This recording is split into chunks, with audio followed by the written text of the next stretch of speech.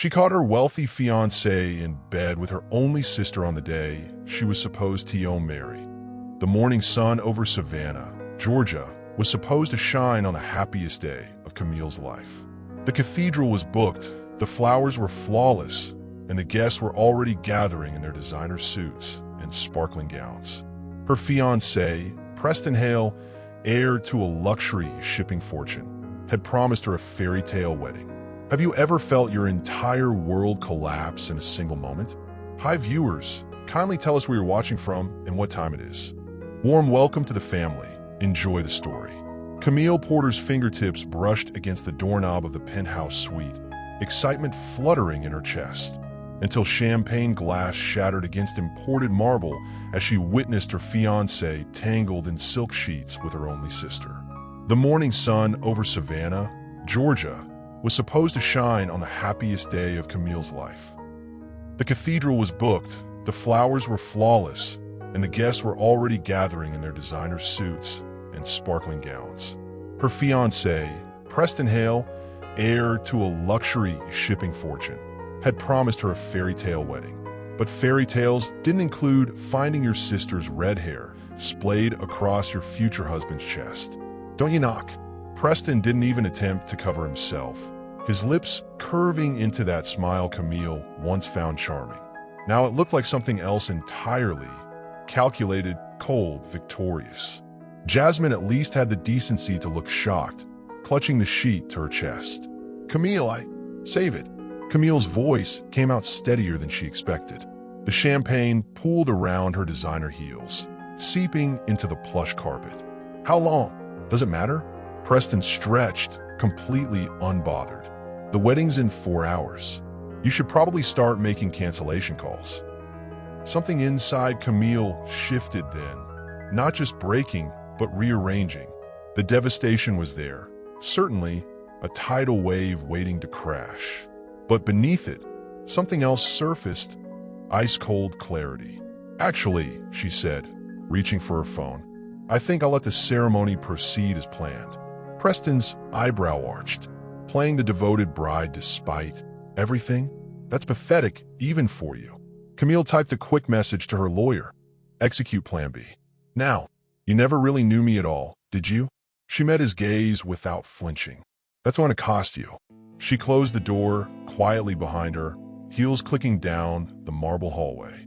The trembling would come later. Right now, she had a show to direct. The cathedral bells chimed 9 times as morning light streamed through stained glass, casting rainbow prisms across the bridal suite where Camille's wedding dress hung like a promise about to be broken. Her maid of honor, not Jasmine, thank God for small mercies, fussed with the veil. You look stunning. Preston won't be able to breathe when he sees you. That's the plan, Camille whispered, checking her phone again. The confirmation from her lawyer had arrived. Documents filed. Ownership transfer complete. Board voting concluded 7-2 in your favor. Congratulations, Ms. Porter. Hale Shipping is now yours. 2 years of careful planning. 6 months of secret negotiations. All while wearing the perfect mask of the adoring fiancé. As the makeup artist dabbed concealer under her eyes, Camille remembered her father's word from childhood. In business and in life, baby girl, never let them see you sweat. The person who keeps their cool while everyone else panics is the one who walks away with the prize. Her father had built a modest but respectable construction company from nothing. Preston had mocked his small-time success, never realizing that those Sunday afternoons at her father's office had taught Camille everything she needed to know about patience, strategy, and the sweet satisfaction of being underestimated. By the time the wedding coordinator knocked on her door, Camille had transformed herself from betrayed bride to avenging angel, all while looking like a woman in love. Ready? The coordinator asked, clipboard clutched her chest. I heard you had an unexpected trip to the penthouse earlier. News traveled fast in luxury hotels. The staff probably knew everything. Camille simply adjusted her veil and replied, the show must go on, and trust me, everyone will remember this performance. As she prepared to walk down the aisle toward the man who thought he'd destroyed her, Camille felt strangely peaceful. Preston and Jasmine believed they were orchestrating her public humiliation. They had no idea she was about to change the ending of this story. The wedding march began, and 500 of Savannah's elite rose to their feet, turning to watch her entrance. Preston waited at the altar, handsome in his tuxedo, the perfect picture of a groom, except for the hint of tension around his mouth, the slight widening of his eyes when he saw her actually appear. He'd expected her to run, to hide, to fall apart. Instead, she glided toward him, bouquet in hand, smile serene. As champagne pooled around her designer heels, something unexpected flickered across Camille's face. Not just heartbreak, but calculation. She closed the doors silently, pulled out her phone, and whispered to her lawyer, "Execute Plan B." Now, have you ever felt your entire world collapse in a single moment? When trust shatters like glass on marble. Drop a broken heart if you've ever had to rebuild after betrayal. All her life, Camille had been told she was the sensible Porter's sister. What no one realized was that sensible had built an empire while beautiful had only learned to take. Growing up in Charleston, South Carolina, meant certain expectations for young women. Jasmine embraced them all: pageant crowns, cotillion balls, and a carefully curated social calendar. With her mother's copper hair and hourglass figure, Jasmine turned heads wherever she went. Camille, with her father's steady build and practical nature, turned pages instead: business journals, investment reports, and eventually, Harvard Business Review. Why can't you be more like your sister? Their mother had sighed at least once a week throughout high school. She's already dating the Richardson boy, and you haven't even been asked to prom. What no one bothered to notice was how Camille's college fund grew through careful stock picks, or how she'd quietly helped their father restructure his construction company during the recession, saving jobs and expanding market share while other firms collapsed. Invisibility became her superpower. The first time Preston Hale noticed her was at a Miami charity gala 3 years ago.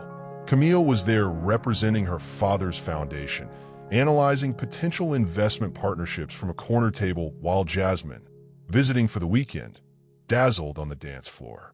"You're calculating ROI projections at a party," Preston had said, sliding into the chair beside her.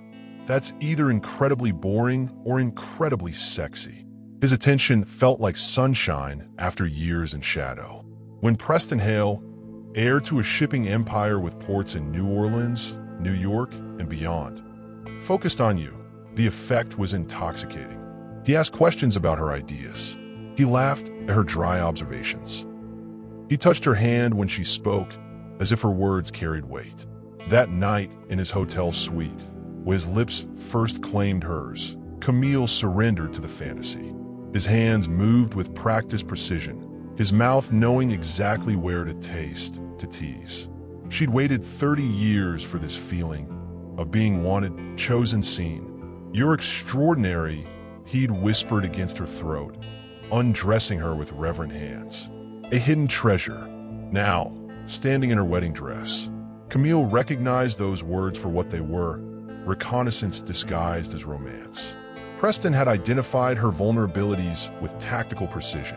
The overlooked sister, the woman who built herself from underestimation, the heart starving for recognition. The text from her lawyer confirmed what Preston didn't know. While he'd been planning to humiliate her, Camille had quietly purchased controlling shares in Hale Shipping through offshore accounts. By sunset, the man who thought he owned the world would discover he'd lost everything to the woman he thought he could discard. Charleston summers had shaped both sisters. Jasmine becoming the magnolia everyone admired, Camille the sturdy oak nobody noticed until they needed shelter from a storm. Today, the storm was coming, and Camille was prepared to weather it. Her father had died last year, never seeing her walk down the aisle, but leaving her with something more valuable than wedding memories: his business instincts and an unshakable moral compass. "Always know your worth," he'd told her from his hospital bed, thin fingers gripping hers with surprising strength. "And make damn sure everyone who tries to discount it pays retail in the end." As the cathedral doors opened wide and the wedding march filled the vaulted ceiling, Camille thought of those words. Her worth wasn't defined by Preston's betrayal or Jasmine's treachery. It was defined by what she'd built while no one was watching. And what she'd built was about to buy her the sweetest revenge. Preston watched her approach, confidence faltering slightly with each step she took toward him. He'd expected tears, cancellations, a broken woman hiding from gossiping guests. Instead, he was getting Camille Porter at her most dangerous, smiling, focused, and holding all the cards. When was the moment you realized your greatest strength was being underestimated? Tell me in the comments how being overlooked became your superpower. 2 years of kisses, promises, and future plans, and not once did Preston's eyes betray that every touch was calculated, every whispered, "I love you," a down payment on her destruction. Their courtship had been a masterclass in manipulation. Preston Hale, with his Yale MBA and family legacy stretching back to shipping magnates who survived the Depression by transporting goods no one asked questions about. His charm operated with military precision. Flowers delivered at moments of doubt, weekend getaways following minor disagreements, jewelry appearing after she'd voiced the smallest insecurity. "You deserve everything," he'd say, fastening tennis bracelets around her wrist or nuzzling her neck in 5-star hotel suites overlooking oceans that his family's ships traversed daily. Camille had noticed things, of course. The calls he took in private, the business trips that extended without explanation, how his friends looked at her with something between pity and amusement. But love, or what she thought was love, made her file these observations away, unexamined. Miami's coastline glittered like Preston's promises. Beautiful from a distance, impossible to grasp, and ultimately just light playing tricks on the water.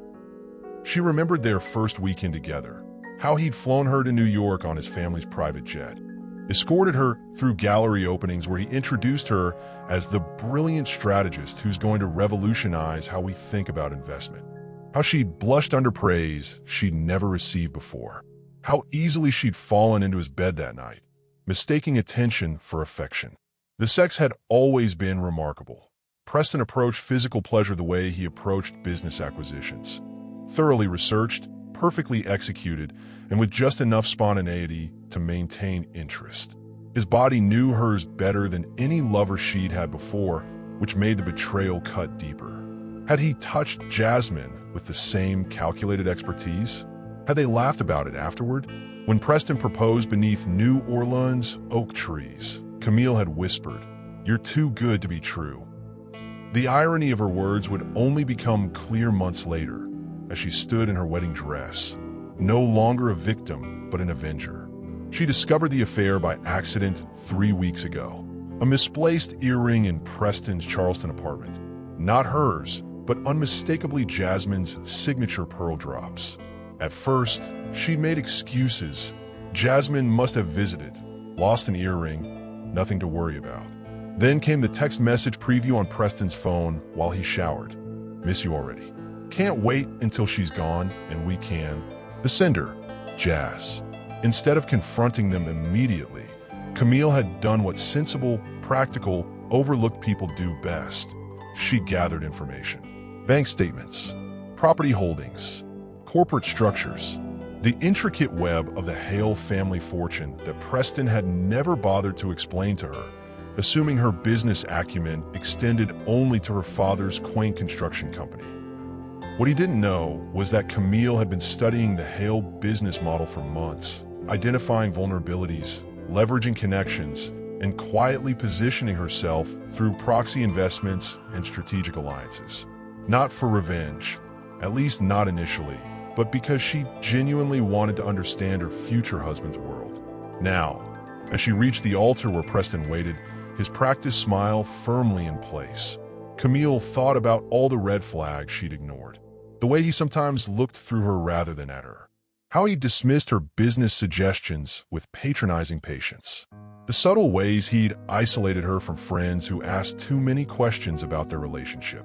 The minister began the ceremony, words about honor and cherishing falling hollow between them. Preston took her hands, his thumb stroking her palm in that way that once made her knees weak. Now she recognized it for what it was, another calculated move designed to maintain control. "You look beautiful," he whispered for the audience's benefit. "You look finished," she whispered back, smile never faltering. His eyes widened slightly, the first genuine reaction she'd seen from him in months. The irony of her words would only become clear months later, as she stood in her wedding dress, no longer a victim, but an avenger. Have you ever looked back and seen the warning signs you missed? The moment when love blinded you to truth? Share your experience below. While Jasmine slept in Camille's fiancé's bed, neither suspected that the boring sister was orchestrating the financial collapse of the Hale dynasty with nothing more than a laptop and a lifetime of being invisible. Discovering the affair had broken something in Camille, not just her heart, but the careful social mask she'd worn her entire life. The mask that said, "Be polite, don't make waves, accept less than you deserve." In its place emerged something harder, clearer, and infinitely more dangerous. A woman with nothing left to lose and everything to gain. Her hotel suite became a war room. Spreadsheets replacing wedding plans, financial reports concealed beneath seating charts. The bride planning not just a wedding, but a corporate takeover. The Hale family has vulnerabilities, explained Marcus Chun, her father's longtime attorney and now her most trusted advisor. Their shipping fleet is modernizing too slowly. Their debt leverage is higher than their public filings suggest. And there are rumors about certain cargo manifests that don't match customs declarations. Which means, Camille had asked, though she already knew, which means with the right pressure at the right time, you could force a board vote. The Hale family owns controlling interest, but only by a narrow margin. The other shareholders are getting nervous. For 3 weeks, Camille had lived a double life. During the day, she attended final dress fittings, cake tastings, and rehearsal dinners. She smiled as Preston's mother adjusted her veil and spoke about finally having the daughter I always wanted. She pretended not to notice how Jasmine avoided eye contact during family gatherings, or how her sister's hand trembled when passing the salt. At night, she built her arsenal. The offshore accounts had been her father's idea years ago. Always keep something for yourself, he'd advised when she first started investing her savings. Something no one else can touch or even knows exists. Those accounts now held enough capital to purchase significant Hale shipping stock through various shells and proxies. But stocks alone wouldn't be enough. Camille needed leverage, the kind that made board members break family loyalty. She found it in the Hale shipping financial records. Preston, overconfident as always, had left his laptop open one night after falling asleep. His password, Jasmine's birthday, another clue she'd missed, gave Camille access to files the SEC would find very interesting. Double bookkeeping, customs irregularities, tax structures that danced on the knife edge of legality. "I don't want to destroy the company," she told Marcus during their late-night strategy sessions. "I want to own it." The plan crystallized: acquire enough shares to demand board representation, present evidence of mismanagement at a critical moment, force a confidence vote against Preston, emerge as the stability candidate with a restructuring plan already prepared. What amazed Camille most was how easy it had been. The business world, like high society, had its own blind spots. No one questioned the quiet, sensible woman making careful investments. No one suspected the jilted bride-to-be of corporate espionage. Preston had cultivated her public image as his beautiful but simple accessory, and now that image would be his undoing. The day before her wedding, the final pieces fell into place. The board members she'd quietly courted confirmed their support. The documents transferring ownership were prepared, requiring only her signature. The evidence of Preston's mismanagement was organized into a presentation so compelling that no reasonable shareholder could ignore it. As she applied her wedding makeup, Camille received the final confirmation. The Hale family board members had secretly voted her in as controlling partner. All that remained was to walk down the aisle, face her betrayers, and show them exactly who they had underestimated. The ceremony itself passed in a blur of ancient vows and modern deceit. Preston recited promises to honor and cherish with practiced conviction. Camille repeated the words, while mentally reviewing her speech for the reception. Jasmine sat in the front row, face carefully composed except for the slight tremble in her lower lip. When the minister pronounced them husband and wife, Preston kissed her with camera-ready perfection. His lips felt like nothing against hers. No electricity, no passion, no regret. Just skin contact between strangers, one of whom didn't yet realize their status had changed. "I love you," he murmured for the audience. "You'll remember this day forever," she promised, and meant it. The cathedral bells pealed as they exited beneath an arch of roses. Guests threw rice and flower petals. Photographers captured their smiles for posterity. The perfect southern wedding, complete with horse-drawn carriage to transport them to the reception at Savannah's most exclusive hotel. In the privacy of the carriage, Preston's mask slipped. "You surprised me," he admitted, straightening his cuffs. "I thought you'd run, crying at Daddy's grave when you found out about Jasmine and me." Camille smoothed her dress, feeling the weight of her phone in its hidden pocket. One message from Marcus confirmed everything was ready. "You know what your problem is, Preston? You never bothered to learn who you were dealing with." The carriage rolled toward the hotel where 500 guests waited, where Jasmine would soon arrive, expecting to witness Camille's humiliation, where the future of Hale shipping would be decided between champagne toasts and wedding cake. Would you walk away immediately or execute the perfect revenge? What would your strategy be? Tell me in the comments what justice would look like to you. Camille stepped into the cathedral wearing white silk and carrying secrets sharper than the diamond on her finger. Today she would be married to revenge rather than love. The bridal suite buzzed with final preparations.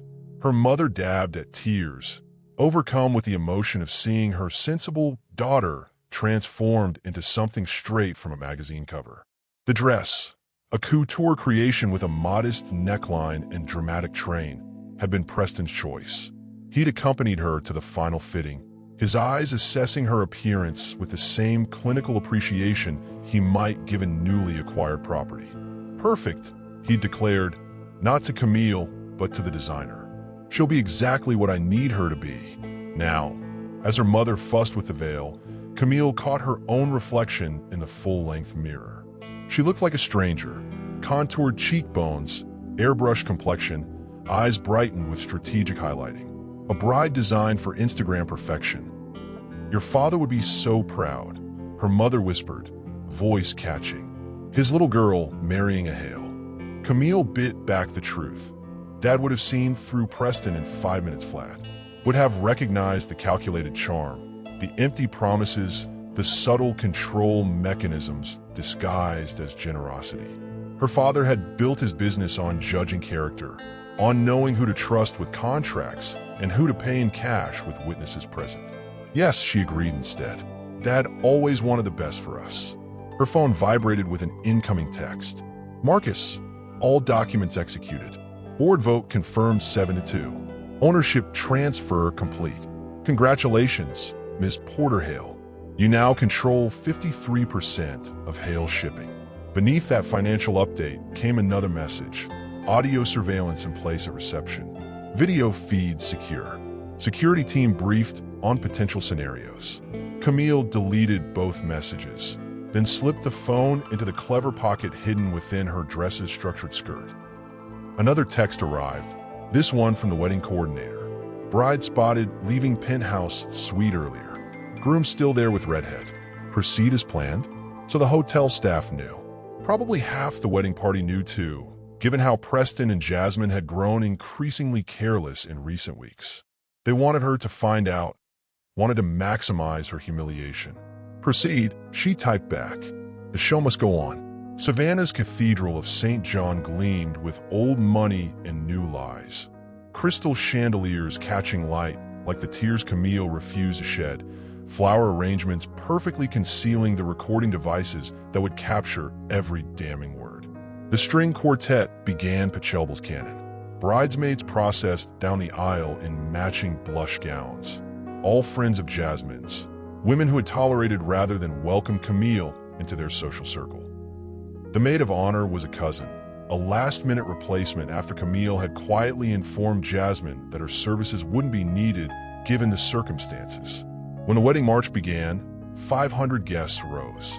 Camille recognized faces from the business world, society pages, political circles, all the connections the Hale family had cultivated over generations.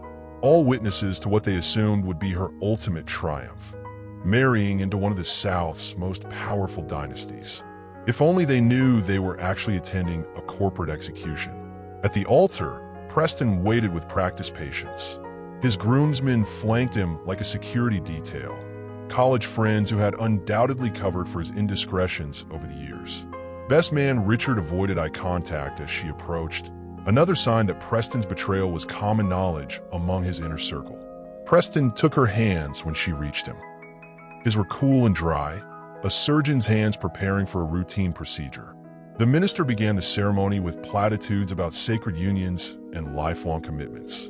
Camille let the words wash over her, focusing instead on the slight tension in Preston's jaw, the barely perceptible tightening around his eyes. He knew something was wrong, but couldn't identify what. The predator, sensing a trap, but too arrogant to retreat. When they exchanged rings, his fingers lingered against her palm, a familiar pressure designed to establish dominance through touch. She'd once found it thrilling, this physical reminder of his desire. Now she recognized it as the gesture it had always been. Ownership, not passion. "You may kiss the bride," the minister announced finally. Preston leaned in, his cologne enveloping her like an expensive cage. His kiss was camera perfect, neither too chaste nor too passionate for a church ceremony. His hand at her waist pulled her possessively against him for the benefit of photographers. "Mine," he whispered against her ear as they turned to face their guests as husband and wife. Camille smiled, bright and false. "Not quite," she whispered back. The cathedral bells pealed as they processed down the aisle. Guests applauded. Flower girls scattered rose petals. Outside, a horse-drawn carriage waited to transport them to the reception at the Grand Magnolia Hotel, where Preston had booked the entire ballroom level, where 500 witnesses would observe as Camille Porterhale revealed exactly who had been played. In the carriage, Preston's mask slipped slightly. "You're handling this better than expected," he observed, straightening his tie. "For a moment this morning, I thought you might actually cancel and miss our special day." Camille smoothed her dress, feeling the outline of her phone in its hidden pocket. "I wouldn't dream of it. Smart girl." Scene-making helps no one. His tone was approving, as if she'd passed some test. "The prenup protects both of us. We can discuss next steps tomorrow." Camille just smiled, watching Savannah's historic district roll past their carriage windows. Next steps indeed. When the wedding coordinator asked if she wanted to cancel after her unexpected trip to the penthouse, Camille simply adjusted her veil and replied, "The show must go on. And trust me, everyone will remember this performance." Have you ever smiled through something devastating because you knew justice was coming? Drop a crown if you've ever had to wear a brave face while planning your comeback. The crystal champagne flute trembled slightly in Camille's hand as 500 guests fell silent, none of them realizing they were about to witness not a marriage toast, but a corporate execution. The Grand Magnolia Hotel's ballroom represented Southern luxury at its most excessive.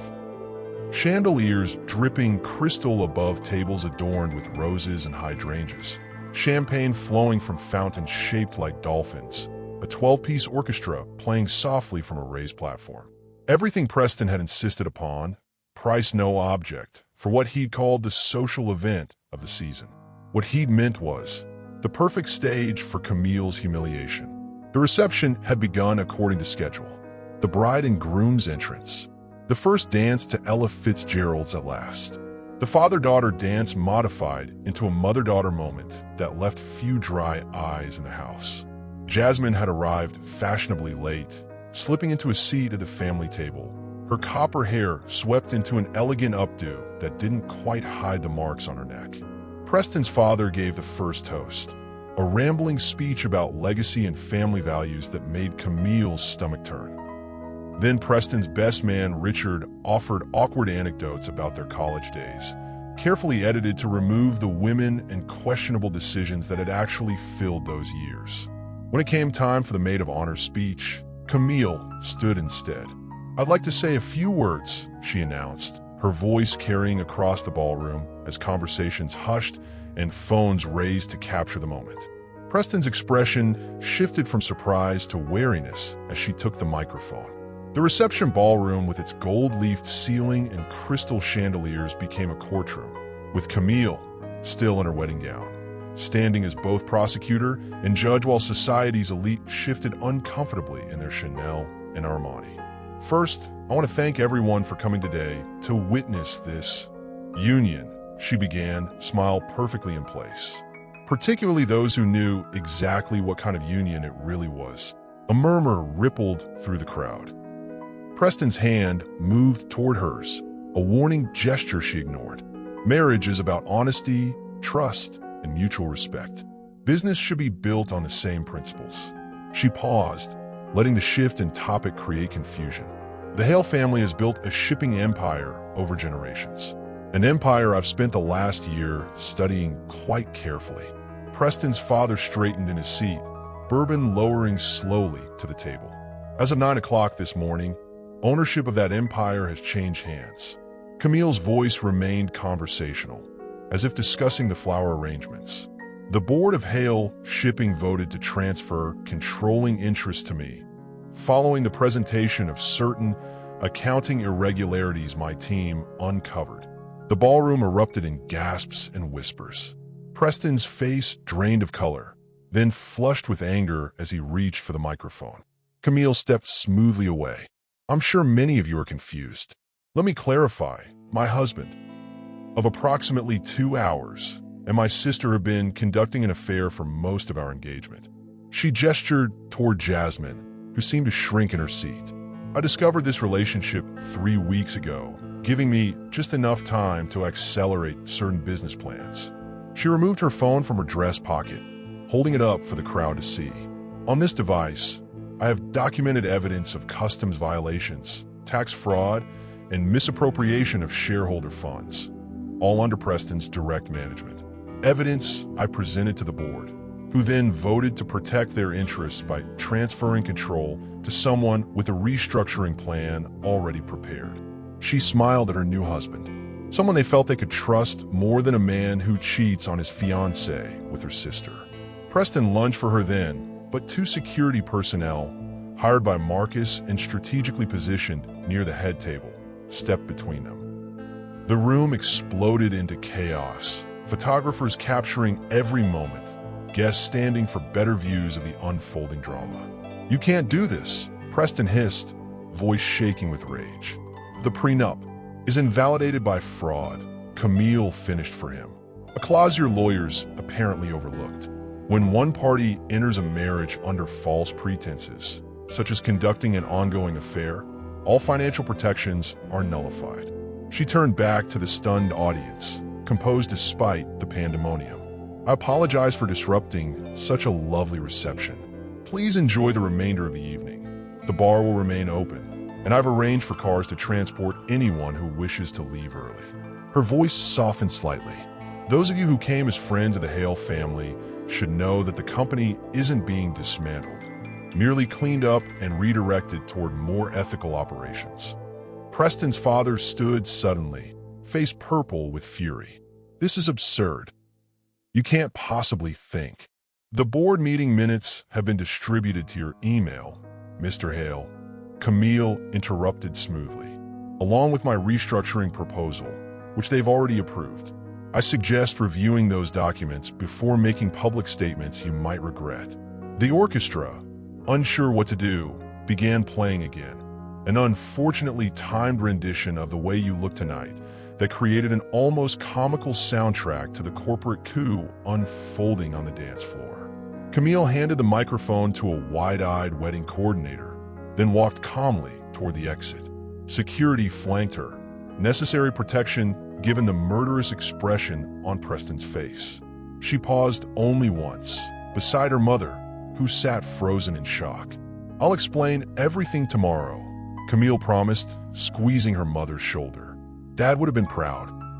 As security escorted a pale-faced Preston and trembling Jasmine from the reception, A tall figure in a perfectly tailored suit approached from the bar. The same man whose gaze had followed Camille all evening, whose business card read simply Dominic Cross, Cross Enterprises. "Impressive show," he said, his voice low enough for only her to hear. "But I believe you'll need an ally for what comes next." Camille studied him, recognizing the name of Preston's biggest competitor in the shipping industry. A man with his own reasons to want the Hales taken down. "And you're volunteering for the position?" she asked. His smile held something dangerous and intriguing. "Let's just say I appreciate a worthy opponent, and you've just proven yourself the most formidable one in the room. What would you say in this moment if you had the microphone and all your betrayers were forced to listen? Share your speech in the comments." Camille kicked off her wedding heels and poured herself bourbon in the presidential suite she'd booked for her wedding night, only to find herself interrupted by the one man who had applauded when she destroyed her ex-fiancé. The bottle clinked against crystal as her hands finally gave in to the trembling they'd been fighting all day. The adrenaline crash hit like a physical blow, leaving her lightheaded and suddenly aware of every pin curl digging in her scalp, every boning in her corset constraining her ribs. She'd done it, actually done it, taken control of Hale Shipping, exposed Preston's betrayal, and walked away from her own wedding reception with her head high. The fallout would be nuclear. Already her phone buzzed constantly with messages from reporters, lawyers, and shocked guests. All of that could wait until morning. A knock at the door interrupted her first sip of bourbon. Her security detail would be outside, but they wouldn't disturb her unless... "Ms. Porter?" A deep voice called through the door. "Dominic Cross. I believe we have matters to discuss." Camille considered ignoring him, considered many things, including throwing her glass at the wall and finally allowing herself the breakdown she'd been postponing since finding Preston and Jasmine together that morning. Instead, she smoothed her hands over the wedding dress she hadn't bothered to remove and opened the door. Dominic Cross stood in the hallway, security guards flanking him at a respectful distance. In his early 40s, he possessed the kind of confident physicality that came from actual strength rather than gym memberships and protein shakes. Dark hair cut expensively, but not fussily. Eyes that missed nothing. A face more interesting than handsome. "This is quite presumptuous, Mr. Cross," she said, not moving from the doorway. "And poorly timed." "On the contrary," he replied, voice carrying no trace of southern drawl despite his New Orleans-based operations. "I'd say my timing is impeccable. You've just acquired control of a shipping company with significant problems, and I'm offering assistance before those problems become front-page news." Camille's exhaustion gave way to wariness. "What exactly do you know about Hale Shipping's problems?" "More than the board. Less than you, apparently." His eyes, hazel with flecks of gold, held steady on hers. "May I come in? What I have to say shouldn't be discussed in hallways." Against her better judgment, Camille stepped aside. Self-preservation instincts warned her against being alone with any man on what should have been her wedding night, but curiosity won out. Dominic Cross was Preston's most formidable business rival, and rivals often possessed information allies wouldn't share. Midnight in Savannah painted the hotel windows with city lights that blurred like watercolors when Camille finally allowed tears to fall. Not for Preston, but for the girl who once believed in love before business taught her better. "Drink," she offered, returning to the bar card. "Thank you." He accepted the bourbon, then did something unexpected. He moved to the closet, returned with the hotel's complimentary robe, and held it out to her. "You might be more comfortable." The gesture, practical, respectful, and strangely intimate, cracked something in Camille's carefully maintained composure. A single tear escaped before she could stop it, trailing mascara down her cheek. Dominic pretended not to notice, turning toward the window while she slipped into the bathroom to change. When she emerged in the plush robe, wedding dress abandoned on the marble floor, he had moved 2 chairs to face each other near the window. "You managed something today that I've been attempting for 3 years," he said without preamble. "Taking control of Hale Shipping is an impressive achievement. Keeping it will be harder. I am aware." Camille sank into the offered chair, suddenly bone-tired. I've prepared for most contingencies, but not all. Dominic leaned forward, voice dropping. Preston wasn't just cutting corners on customs declarations. He was moving product through channels that attract federal attention. Camille's blood chilled. What kind of product? Nothing as dramatic as drugs or weapons. Mostly counterfeit luxury goods, some agricultural products avoiding tariffs. Small violations individually, but the pattern and volume make it a different story. He studied her face. You didn't know? I knew enough to convince the board he was a liability, she admitted. The details were less important than the bottom line. The details are what will bring FBI agents to your new offices within weeks. Dominic set his glass down carefully. Unless you have help navigating the cleanup, and you're offering this help out of the goodness of your heart. Camille couldn't keep the skepticism from her voice. His laugh was unexpected, genuine amusement rather than the calculated chuckle Preston deployed in business settings. Hardly. I'm offering because Cross Enterprises has been trying to establish Caribbean shipping routes that Hale has blocked for years. I'm offering because together, we could restructure both operations for mutual benefit. He paused. And I'm offering because watching you take down Preston Hale in a wedding dress was the most impressive thing I've seen in a decade of cutthroat business. Despite everything, Camille found herself smiling. That's quite a business proposition for past midnight on what should have been my wedding night. I've never been accused of appropriate timing. His eyes held hers. Just effective results. After your greatest triumph, often comes your most vulnerable moment. Who stood beside you when the adrenaline crashed?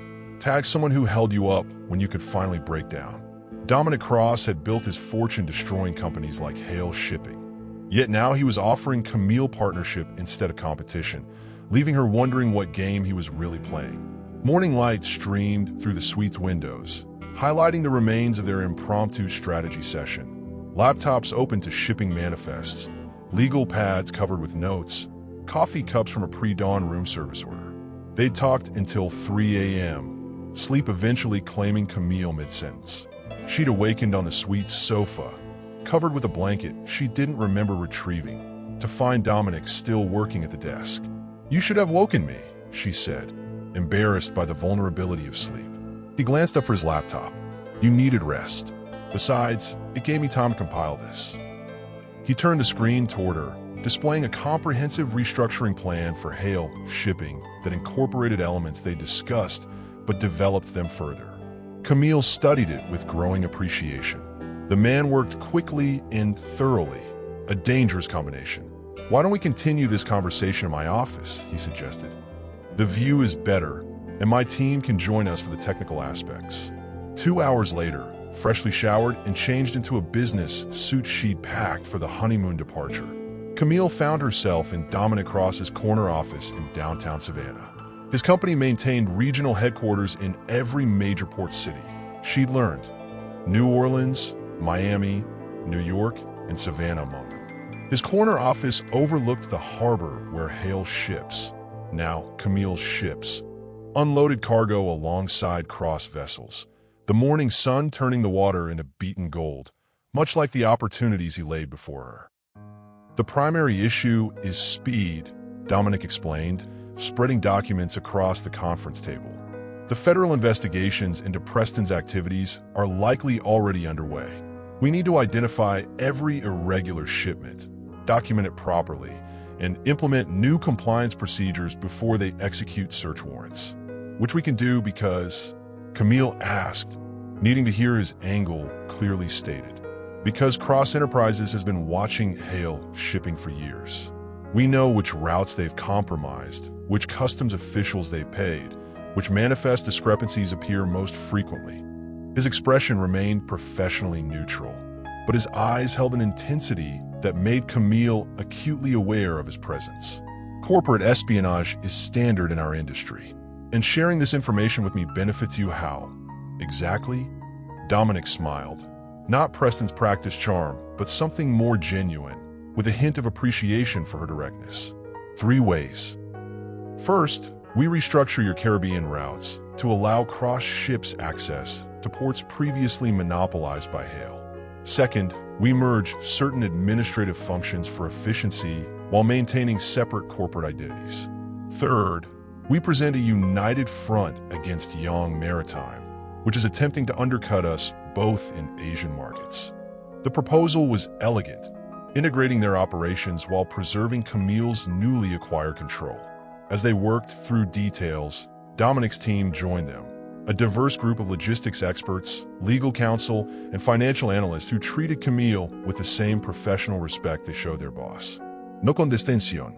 No flirtation disguised as business discussion. No subtle reminders that she was out of her depth.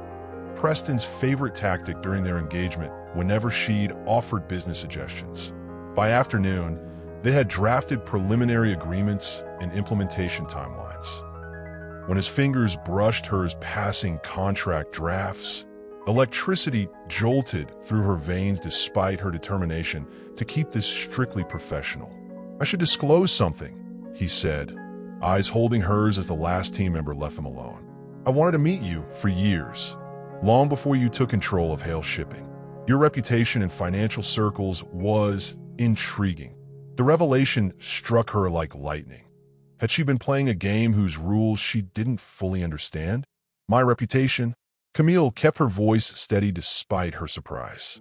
"I wasn't aware I had one in shipping circles. Not shipping specifically. Investment strategy." Dominic leaned back, studying her with those observant eyes. 3 years ago, when Murray Construction was failing during the recession, an anonymous investor restructured their debt through a series of brilliantly designed financial instruments. Murray not only survived, but expanded into 3 new markets. Camille maintained her poker face, though her heart raced. Murray had been her father's biggest competitor, and yes, she had anonymously orchestrated their salvation, seeing an opportunity to turn a struggling rival into a valuable ally. The same anonymous investor appeared in the Charleston Hospital funding crisis, the Miami Harbor redevelopment, and most recently, the Agricultural Technology Initiative in New Orleans. Dominic's lips curved slightly, all executed through different shells and proxies, but showing the same distinctive strategy: patient capital deployment with unusual focus on operational integrity rather than quick returns. He knew. Somehow, he had traced her anonymous investments, projects she'd undertaken partly for profit, but primarily to implement the business philosophy her father had taught her. Build value, don't just extract it. "That's quite a theory," she said carefully. "Not a theory, a fact." His eyes never left hers. Which is why, when I heard Preston Hale was engaged to Edgar Porter's daughter, I became very interested in the match. It didn't make sense. A vulture capitalist like Preston paired with the architect of some of the most sustainable investment structures I'd seen. And then watching you yesterday, I understood. Understood what? That Preston never knew who he was really dealing with. Dominic's smile deepened. "But I do. Is attraction after heartbreak a healing balm or dangerous distraction? Have you ever found yourself drawn to someone when you were most vulnerable? Share your experience." Jasmine appeared at Camille's office door, mascara-streaked and desperate, clutching documents that suggested Preston's betrayal ran deeper than either sister had imagined. 3 days had passed since the wedding turned corporate takeover. Camille had established temporary headquarters in her father's old construction company offices, while Hale Shipping underwent its transformation. The familiar surroundings, worn leather chairs, blueprint tables converted to conference spaces, framed photos of completed projects, provided comfort amid chaos. The press had been relentless. Bride's revenge and wedding day takedown dominated headlines. Financial analysts dissected the Hale acquisition with varying degrees of accuracy. Preston had disappeared to the family's private island, while his father issued increasingly desperate legal threats. Through it all, Camille had worked methodically with Dominic's team, implementing the compliance protocols and operational changes needed to protect her new company from Preston's misdeeds. Their partnership was progressing with surprising ease, though she remained cautious about his underlying motivations and about the unexpected attraction that flared whenever they worked late into the evening. The last person she expected to see was Jasmine. "Security says you have a visitor," her assistant announced hesitantly. "Your sister." Camille's first instinct was refusal. What could Jasmine possibly say to justify her betrayal? But professional curiosity won out. Jasmine wouldn't risk public humiliation without significant reason. Send her in. Rain lashed against the office windows like nature's judgment as the Porter sisters faced each other across imported marble. The same costly stone that had caught Camille's shattered champagne glass on her wedding day. Jasmine looked terrible. Designer clothes rumpled, copper hair limp around her pale face, eyes red-rimmed from crying. She clutched a leather portfolio against her chest like a shield. "You have 10 minutes, Camille said, remaining seated behind her father's desk. Jasmine's composure cracked immediately. "I know you hate me," she began, voice trembling. "You should hate me. What I did was unforgivable." "I agree. 9.5 minutes. This isn't about me." Jasmine placed the portfolio on the desk. "It's about Preston, about what he was really doing. What he was using both of us for." Despite herself, Camille opened the folder. Inside lay shipping manifests, banking records, and photographs. Preston meeting with men Camille didn't recognize in locations that appeared to be various ports. "Where did you get these?" "His safe. I've known the combination for months." Jasmine sank into a chair, exhaustion evident in every line of her body. "He never thought I was smart enough to understand what I was seeing, but Dad taught me enough to recognize trouble." Camille studied the documents, cold dread building as patterns emerged. The manifest showed legitimate cargo, electronics, textiles, machinery parts, but accompanying notes indicated additional unregistered items with separate delivery instructions and payment channels. "He was smuggling," Camille said flatly. Jasmine nodded. "Not just counterfeit goods like he told investors. I think some shipments included artifacts, museum-quality pieces from countries with export restrictions." She pushed a photograph forward. "And these men aren't business associates. They're fixers who work for private collectors." The implications hit Camille like physical blows. Art smuggling across international borders carried penalties far beyond customs violations, potential jail time, massive fines, permanent banning from certain markets. "How long have you known?" Jasmine's face crumpled.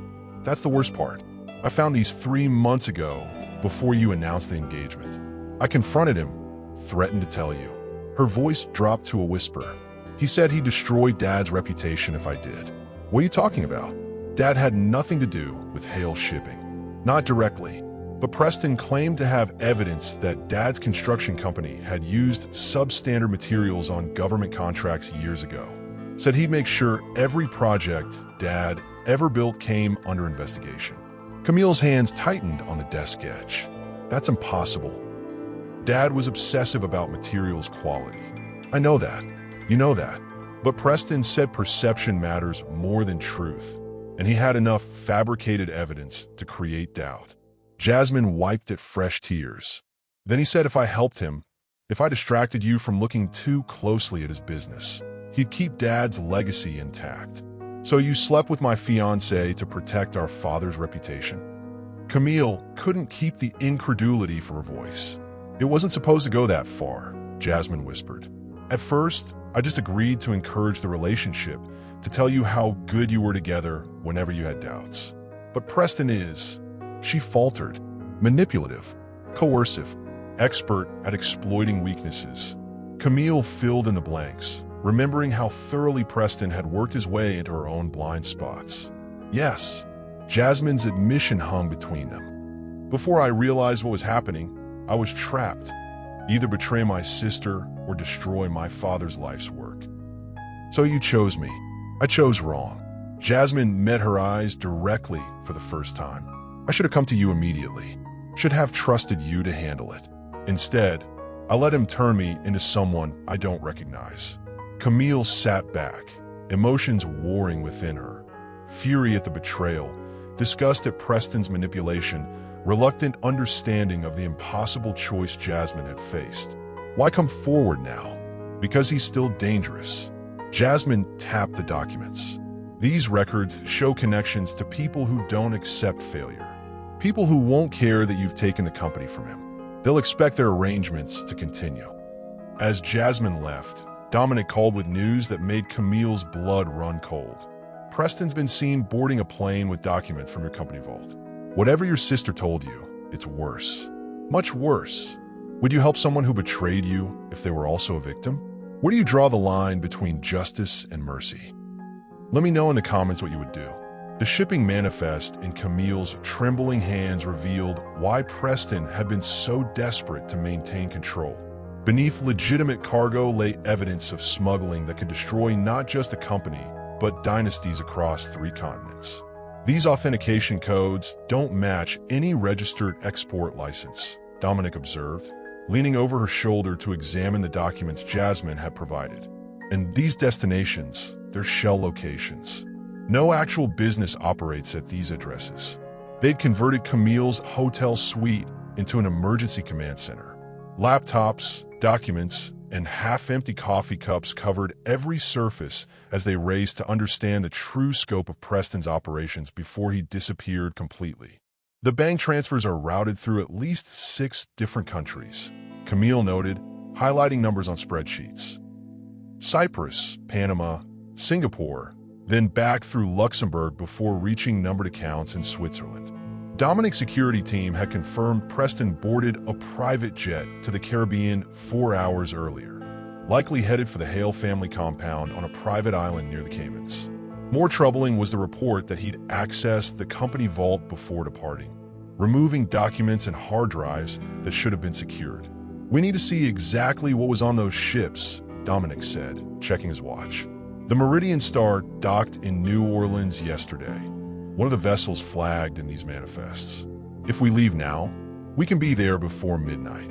The private flight to New Orleans passed in tense silence, both of them reviewing data on their tablets. Camille tried to focus on the financial trails, but her mind kept returning to Jasmine's revelation. Had Preston truly threatened their father's legacy? Was her sister a victim as well as a betrayer? The boundaries between villain and casualty blurred uncomfortably. Dominic seemed to sense her inner turmoil. "Second-guessing won't help," he said quietly. "Trust the evidence, not the stories people tell about it." "Even your stories?" she challenged, needing to test his reliability. His smile held no offense. "Especially mine. Verify everything.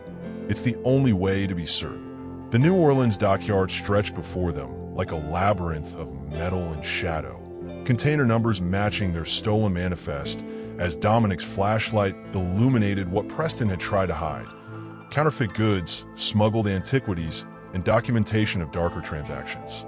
Security at the port had been arranged through Dominic's contacts, a dockmaster who owed him favors and didn't ask questions when they requested access to specific containers from the Meridian Star.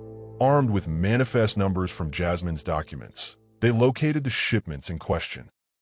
The first container held designer handbags, thousands of perfect counterfeits that would sell for millions to unsuspecting buyers. Standard luxury goods fraud, Dominic noted, unimpressed. Low risk, high profit, but not worth the elaborate cover-up. The second container proved more concerning. Electronics with serial numbers that matched legitimate products already on the market. Clone manufacturing, Camille realized. They're replicating authorized products down to the identification numbers, which means they've infiltrated the original factories. But it was the third container that explained Preston's desperation. Hidden within ordinary shipping crates, packaged as machine parts, lay museum-quality artifacts. Ancient sculptures, manuscript fragments, pottery clearly excavated from protected archaeological sites. Cultural heritage smuggling, Dominic whispered, carefully examining a small bronze figure without touching it. These pieces should be in museums or national collections. Most countries have strict export prohibitions on items like these. International treaties, customs violations, tax fraud, Camille listed the magnitude hitting her. This isn't just corporate misconduct, it's criminal activity across multiple jurisdictions. The final section of the container held the most damning evidence. Detailed ledgers documenting transactions over 5 years, connecting Hale shipping to private collectors willing to pay fortunes for artifacts with questionable provenance. Your father-in-law's signature, Dominic pointed out, and Preston's. They were both directly involved.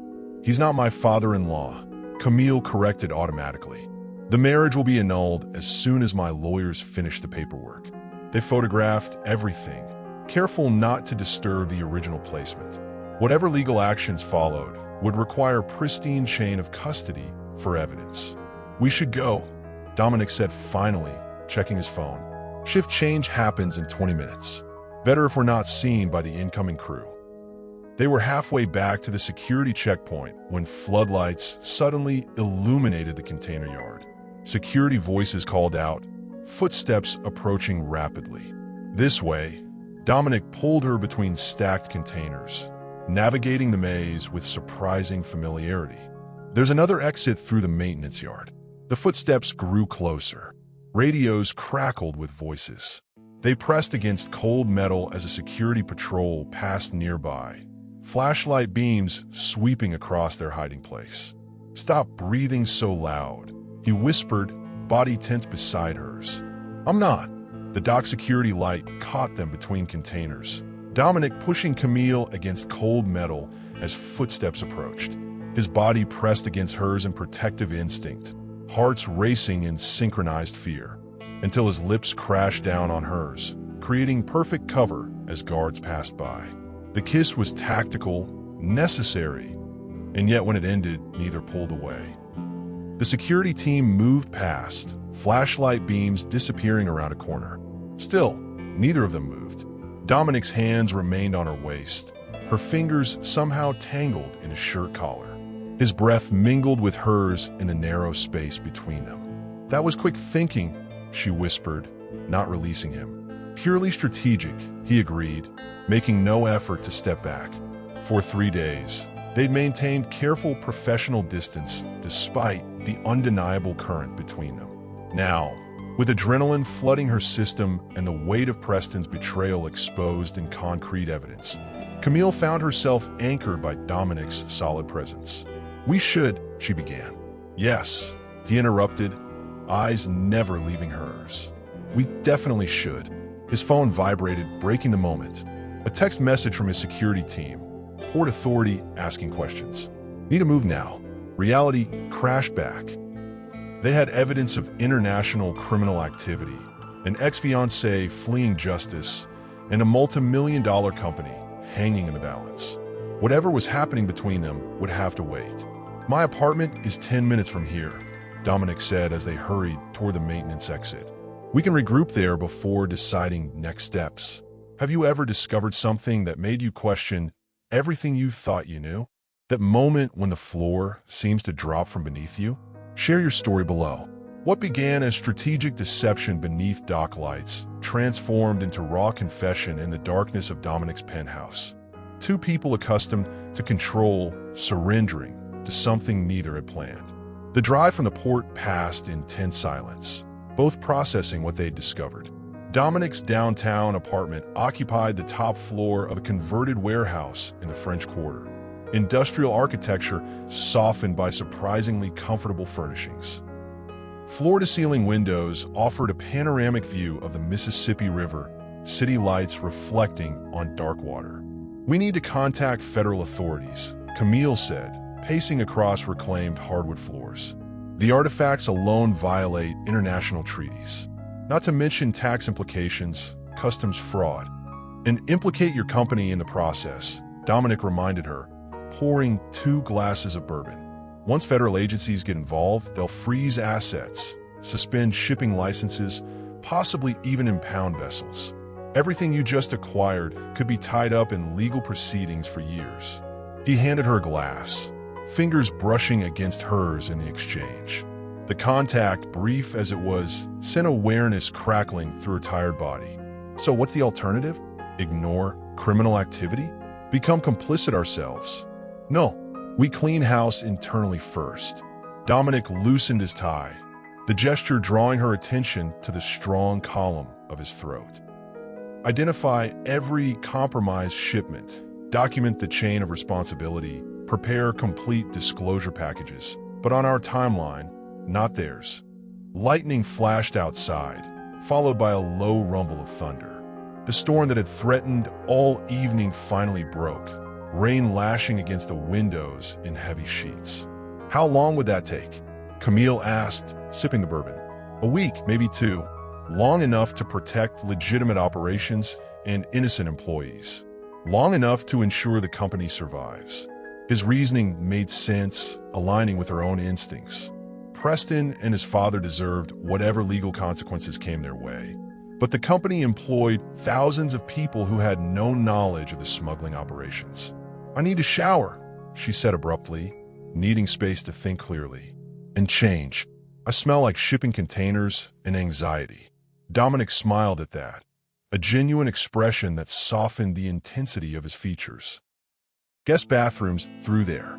I'll find you something to wear. The hot water washed away dock grime and tension, if not the weight of decisions facing her. By the time she emerged, wrapped in a plush towel, Dominic had left a t-shirt and sweatpants outside the door. The clothes swallowed her smaller frame, but offered blessed comfort after days of business attire. She found him in the kitchen, suit jacket discarded, sleeves rolled up as he assembled sandwiches from the refrigerator. I figured you haven't eaten, he said without looking up. Neither have I. Nothing fancy, but it'll keep us going. The domesticity of the moment struck Camille with unexpected force. How long had it been since someone had simply taken care of a basic need without ulterior motive? Preston's gestures always came with invisible price tags. Expectations, obligations, subtle power plays disguised as generosity. They ate in companionable silence at the kitchen counter, the storm intensifying outside. When Dominic's phone rang, he checked the screen and frowned. My security contact at the port, he explained, answering. The conversation was brief, his expression darkening with each exchange. When he hung up, his eyes met hers with new urgency. Port Authority found another container, one we missed. Someone tipped them off specifically. They're opening it now, with customs officials present. Camille's stomach dropped. Preston, that'll be my guess. He's making sure any investigation implicates the current management, meaning you. Dominic's jaw tightened. It's a dead man's switch. If he goes down, he's taking you with him. The implications unfolded with terrifying clarity. Preston wasn't just fleeing. He was orchestrating her destruction from a distance. The evidence they'd gathered meant nothing if she could be framed as a knowing participant. I need to call my lawyer, she began, reaching for her phone. Not yet. Dominic caught her hand. Any electronic communication can be monitored, used against you later. We need to be strategic about our next steps. His fingers remained wrapped around hers, warm and steady. The contact anchored her when everything else seemed to be crumbling. I trusted him, she whispered, the admission torn from some wounded place she'd refused to acknowledge. Not with my heart. I think I always knew that was a transaction for him. But I trusted his business instincts, believed we were building something legitimate together. Preston Hale has spent his entire life convincing people he's something he's not, Dominic said quietly. His whole family has perfected the art of respectable corruption. Don't blame yourself for being deceived by experts. Lightning illuminated the floor-to-ceiling windows of his penthouse in electric flashes, painting their entwined forms in stark relief against Egyptian cotton sheets. Two power players finally finding equal ground in surrender. She wasn't sure who moved first. One moment they were sitting at the counter, hands joined in what might have been comfort or calculation.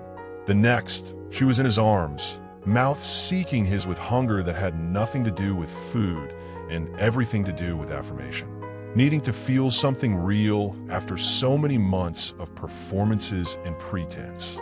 His response was immediate, arms tightening around her as he lifted her onto the counter. The kiss deepened, crossed boundaries neither had acknowledged existed between them. His hands threaded through her damp hair, cradling her head with surprising gentleness despite the urgency of their embrace. This is probably unwise, he murmured against her throat, not stopping his exploration. Definitely, she agreed, fingers working the buttons of his shirt. I just acquired a company under federal investigation. My ex-fiancé is framing me for international crimes, and I barely know you. He pulled back slightly, eyes searching hers. Do you want to stop? No, The certainty in her voice surprised them both. I've spent 2 years calculating every move, measuring every word, performing the role of perfect fiancé. Right now, I need something honest, something I choose for myself. He traced her collarbone with reverent fingers, asking permission with each advance. Tell me what you want, he whispered against her skin. For the first time in years, Camille spoke her desires aloud to someone she was beginning to trust, surprised by how liberation felt like falling and flying simultaneously. Their path to his bedroom was marked by discarded clothing and passionate pauses against walls. By the time they reached his bed, the storm outside matched the one they created within. Powerful, elemental, beyond control or constraint. Dawn found them tangled in sheets and secrets, until Camille's phone shattered the peace. An unknown number, a threatening voice. We know what you found. Preston sends his regards in a message. Return what's his, or everyone learns about your father's role in this from the beginning. Is there something powerful about choosing vulnerability after betrayal? About reclaiming your desires on your own terms? Share your thoughts on healing through connection. The lockbox hidden beneath her childhood home's floorboards contained her late father's journal. And with it, the devastating truth that the man who taught Camille integrity had kept secrets that could destroy everything she'd built. He has to be bluffing, Dominic insisted as they drove through Charleston's historic district toward the Porter family home. Your father built his reputation on ethical business practices. Everyone in construction knew Edgar Porter wouldn't cut corners. Camille stared out the window at familiar streets, anxiety knotting her stomach. The threatening call had been specific. Claims that her father had been involved with Hale shipping decades ago, that he participated in early smuggling operations before building his legitimate business. I need to be sure, she said simply. Dad died believing his legacy was secure. If Preston destroys that, he won't. Dominic's hand covered hers briefly. Whatever we find, we'll handle it. The modest 2-story colonial where Camille had grown up stood unchanged. White clapboard siding, black shutters. Hydrangeas her mother still tended faithfully. After their father's death, Camille had offered to buy her mother a newer, larger home, but Margaret Porter refused to leave the house where she'd raised her daughters and loved her husband. Camille! Her mother embraced her at the door, then noticed Dominic waiting behind her. You brought a friend, and not wearing your ring anymore. I see. Nothing escaped Margaret's attention. It's complicated, Mom. Camille managed a tight smile. This is Dominic Cross. He's helping me with some business matters.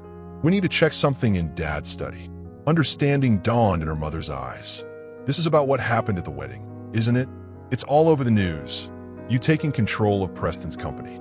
She glanced between them. And now you're here with his competitor. Your father would be impressed with your strategic thinking. Charleston's familiar humidity wrapped around them as they entered the modest home where Camille had grown up. Faded wallpaper and worn hardwood floors containing secrets that had shaped destinies without anyone knowing. Edgar Porter's study remained exactly as he'd left it. Bookshelves lined with construction manuals and business texts, desk positioned to catch morning light, framed blueprints of his most significant projects hanging on walls. The room smelled faintly of the pipe tobacco he'd favored, as if his presence lingered in the furnishings. Dad kept a lockbox, Camille explained, kneeling by the antique desk. Hidden compartment in the floorboard. Her fingers found the loose board easily, muscle memory guiding her to the hiding place she discovered as a child playing hide-and-seek. The metal box within was heavier than she remembered, secured with a combination lock. Birthday, she murmured, turning the dial to her father's birth date. The lock clicked open. Inside lay documents she expected. Property deeds, her parents' marriage certificate, her father's military discharge papers, and one item she didn't, a leather-bound journal with dates spanning nearly 40 years. I never knew he kept a journal, she said, hands trembling slightly as she opened it.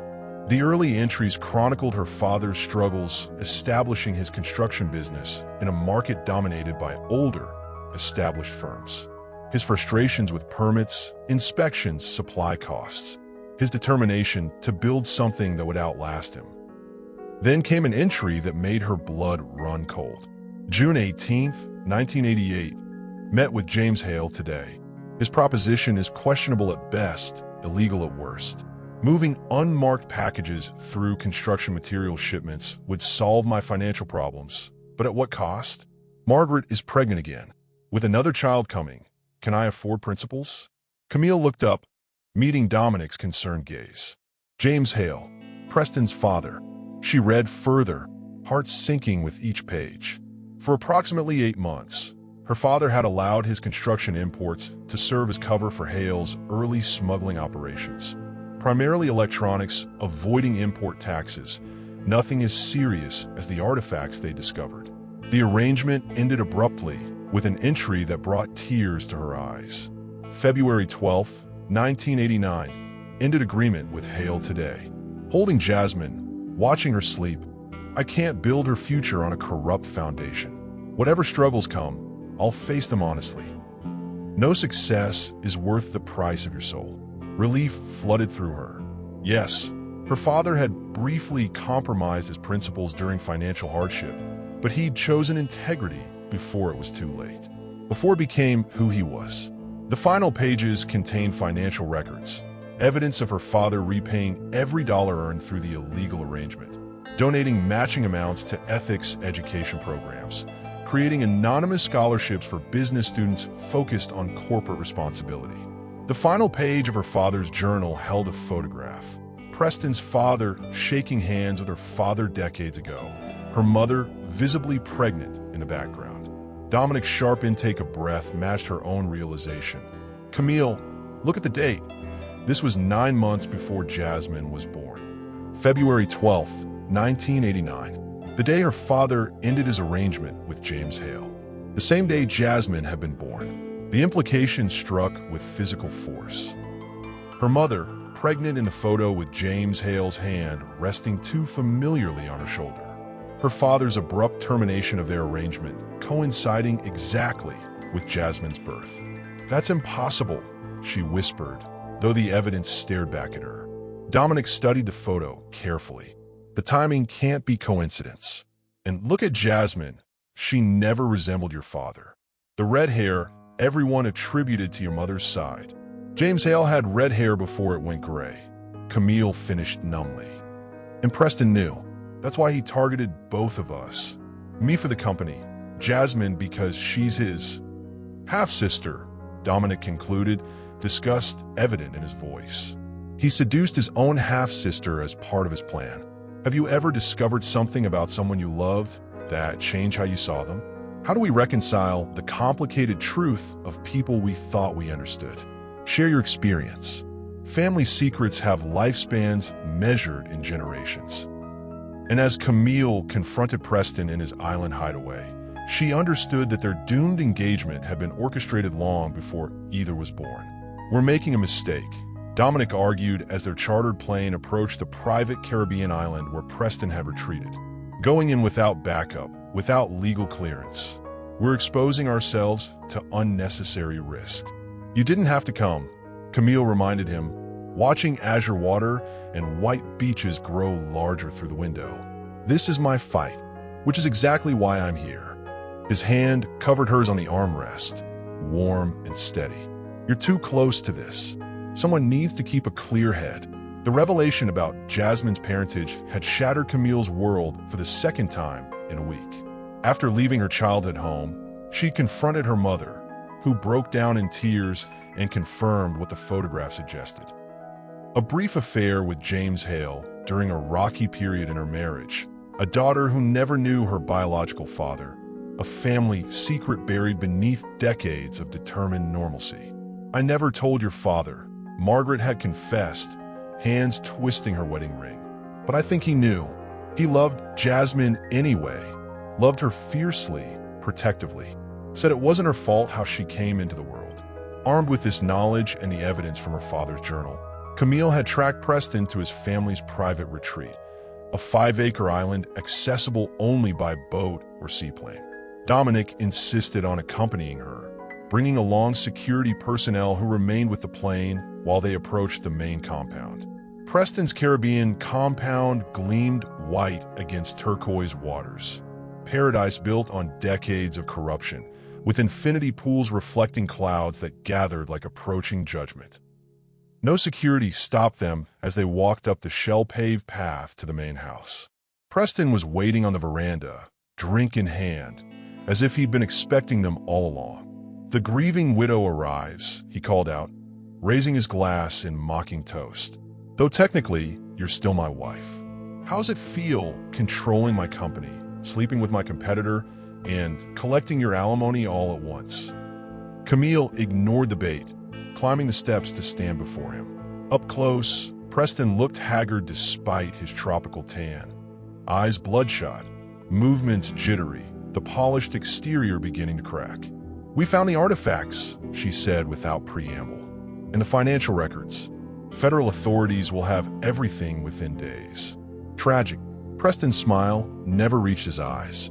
A new CEO discovers criminal activity and reports it immediately. Very responsible. Except for one detail.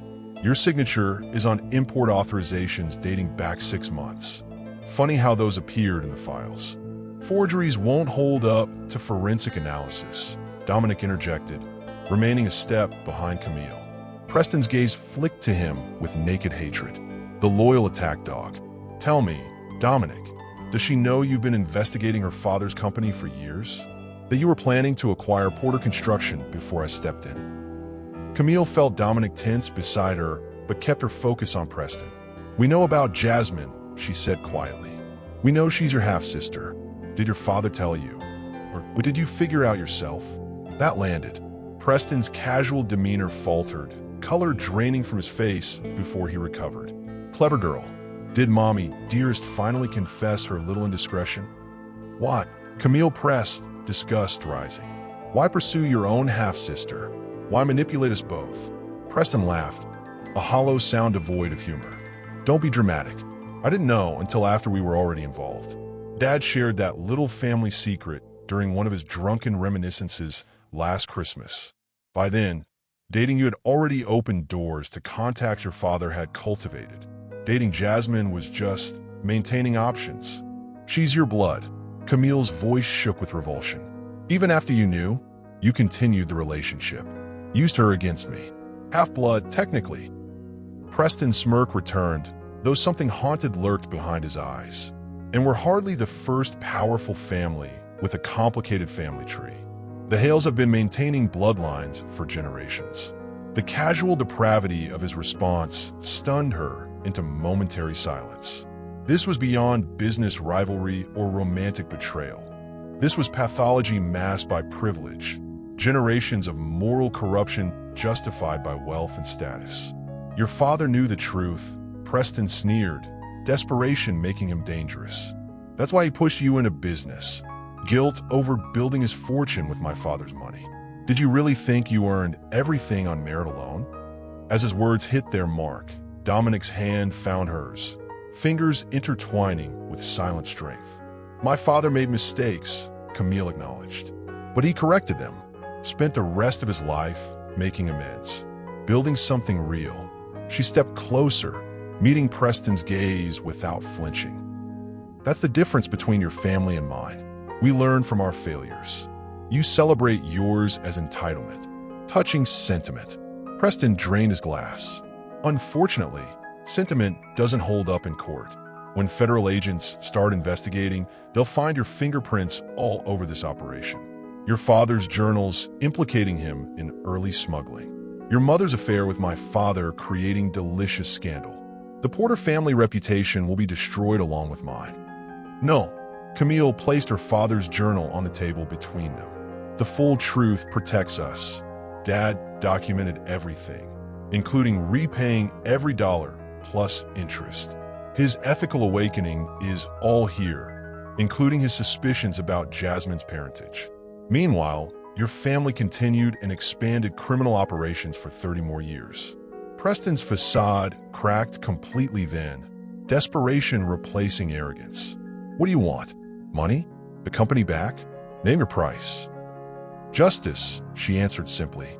"For my father, for Jasmine, for everyone your family has used and discarded." You have 24 hours to turn yourself in, or we take everything we've found to the FBI. When revenge is within your grasp, does choosing justice over vengeance make you stronger or weaker? What would you do if you could destroy someone who hurt you? Tell me in the comments. The boardroom fell silent as Camille placed her father's journal in the center of the polished table. The past, present, and future of three families balanced on leather-bound confessions written decades ago. 48 hours after their confrontation with Preston, Camille had convened an emergency meeting of the Hale Shipping Board of Directors.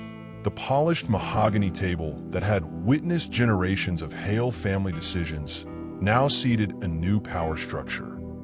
7 board members, Camille at the head, Dominic to her right as strategic advisor, and a team of lawyers and compliance officers waiting in the adjoining room. Morning light streamed through boardroom windows, illuminating dust particles dancing between power players whose dynasties trembled on the edge of reputation knives. Legacies built over generations, potentially undone in a single meeting. Thank you for coming on such short notice, Camille began, her voice steady despite the gravity of the moment. What I'm about to share will shock you. It will likely anger you. But full disclosure is the only path forward if this company is to survive. For the next hour, she methodically presented the evidence they'd gathered. The smuggling operations, the financial fraud, the generations of corruption that had funded the Hale family's position in society. She shared her father's journal, his brief involvement and subsequent redemption, and explained the personal entanglements that had complicated an already disturbing situation. Preston Hale turned himself into federal authorities this morning, she informed the stunned directors. His father is currently under house arrest, pending formal charges. The family has agreed to cooperate fully with investigators in exchange for consideration during sentencing. Charles Livingston, the oldest board member and longtime family ally, found his voice first. This is unprecedented. The reputation damage alone could sink us, regardless of legal outcomes. Which is why we're getting ahead of it, Camille replied, nodding to her legal team. They distributed thick folders to each director.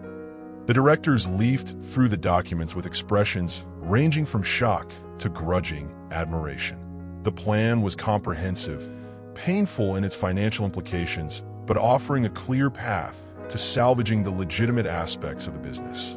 This reorganization removes the Hale family entirely from operational control, noted Director Kimball, the only woman besides Camille at the table. You're essentially excising them from their own company. The company hasn't truly been theirs for some time, Dominic spoke up. It belongs to shareholders, employees, and the communities where it operates. The Hale family has been extracting value rather than creating it for at least 2 decades. The debate that followed was heated but productive. Financial projections were questioned, legal strategies challenged, alternative approaches proposed and dismissed. Through it all, Camille maintained the calm authority that had become her hallmark, not dominating the conversation, but guiding it toward consensus. There's one more matter to address, she said as the discussion wound down. My own position. That caught everyone's attention. After the drama of her wedding day takeover, most had assumed Camille intended to run the company indefinitely. In light of my personal connection to this situation, I believe the company needs leadership without historical baggage. I'm proposing a transitional role for myself, chairperson of the board for 1 year, while we implement these changes and search for a permanent CEO with experience in corporate rehabilitation. Murmurs of surprise circulated around the table. Director Livingston leaned forward, eyes narrowed. And what happens to your controlling interest? Placed in a blind trust, with voting rights exercised by an independent ethics committee. Camille met his gaze steadily. This isn't about power or revenge, gentlemen. It's about building something that lasts. The vote, when it came, was unanimous. Approval for the restructuring plan, the compliance overhaul, and Camille's transitional leadership role. As the directors filed out, several paused to shake her hand, respect evident in gestures that would have been unthinkable a week earlier. When the boardroom emptied, Dominic remained, watching her with an expression she was still learning to read. You surprised them, he observed. Hell, you surprised me. Giving up control voluntarily isn't exactly standard procedure in corporate takeovers. I'm not giving up anything important. Camille began gathering her documents. Control was never the goal. Building something my father would be proud of, that's what matters. Dominic moved to help her, their hands meeting over scattered papers. And what about us? Where does that fit into your reconstruction plan? The question hung between them, weighted with everything that had developed in the whirlwind days since her wedding. Their physical connection had deepened into something neither had anticipated. Respect evolving into trust, attraction into genuine caring. That, she said softly, is the one area where I don't have a strategic plan. Just possibilities.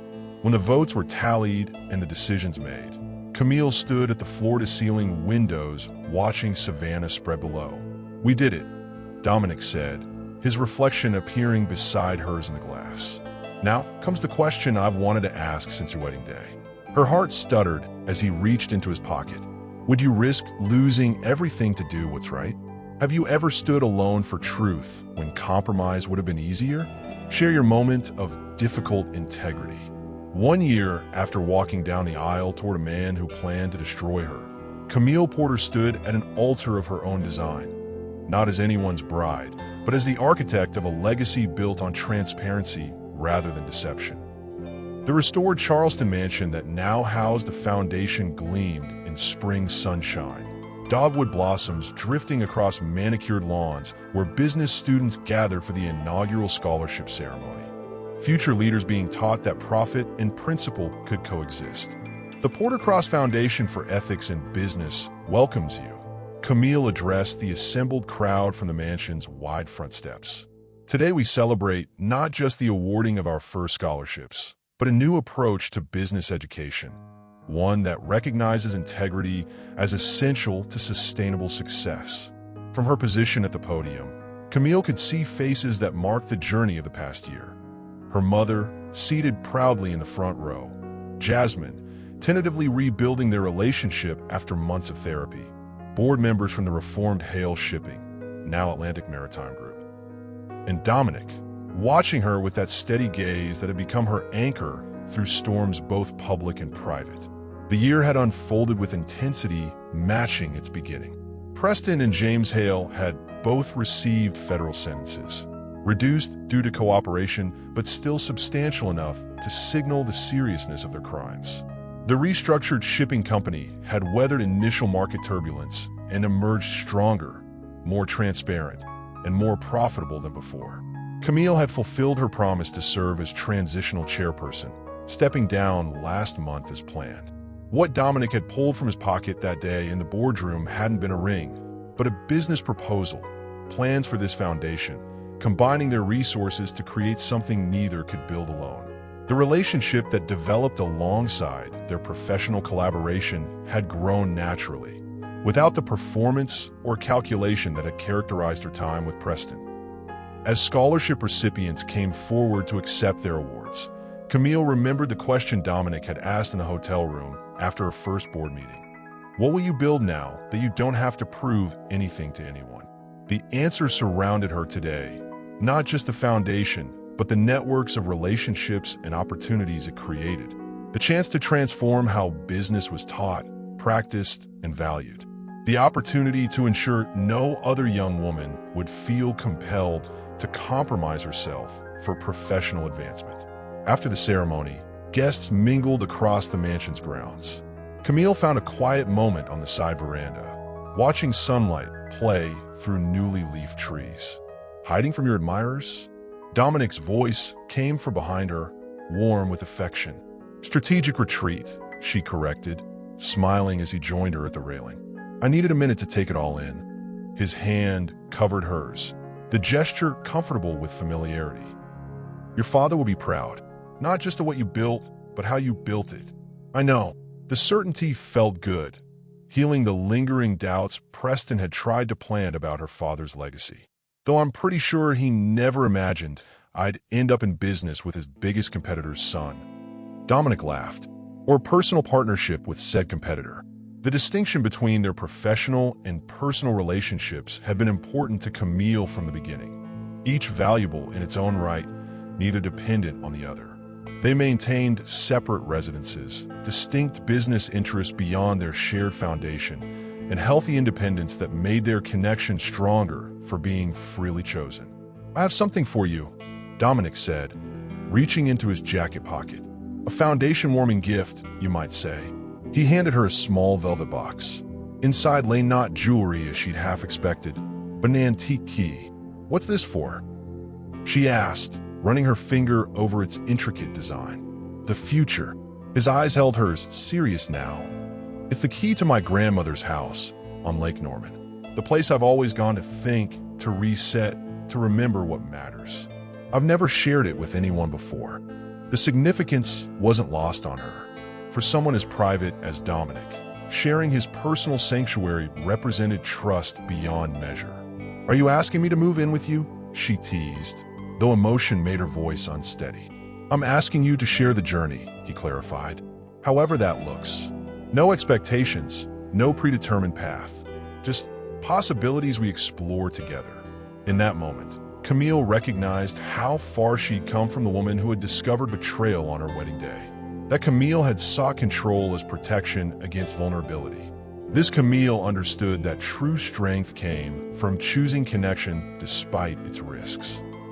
That evening, after guests departed and staff cleared away the last traces of the celebration, they returned to Dominic's Charleston apartment. The space that had once been a crisis command center during their investigation had evolved into a place of comfort, of honest conversation, of gradually deepening intimacy. Their bodies moved together with the familiarity of true partners, desire deepened by respect, passion tempered by trust. "I choose you," she whispered against his skin, "not because I need you, but because I want the person I am when we're together." His response came between kisses that promised forever without requiring promises. Later, as moonlight filtered through the bedroom windows, Camille traced the key's outline where it rested on the nightstand. The path forward wasn't perfectly clear. They still had separate businesses to run, complex family dynamics to navigate, personal wounds still healing. But for the first time, uncertainty felt like adventure rather than threat. "What are you thinking about?" Dominic asked, voice husky with approaching sleep. "Foundations," she answered truthfully. "The ones that crumbled, the ones we're building. The difference between them." His arm tightened around her waist, pulling her closer against him. "And what's the difference?" Camille smiled in the darkness, finding words for what she'd learned through heartbreak and redemption. The strongest foundations aren't built on power or possession. They're built on recognition, seeing someone's true worth and choosing to honor it. Every day, especially when it's hard. What does true partnership look like to you? Not just in romance, but in life. Share below what qualities you believe create foundations that last. If this story of betrayal, resilience, and redemption touched something in you, hit that like button. Subscribe for more stories that make you feel, think, and maybe even heal a little. Tell me in the comments which moment in Camille's journey resonated most with you. And remember, sometimes the greatest power move isn't revenge, but rebuilding something so magnificent that those who hurt you become irrelevant to your story.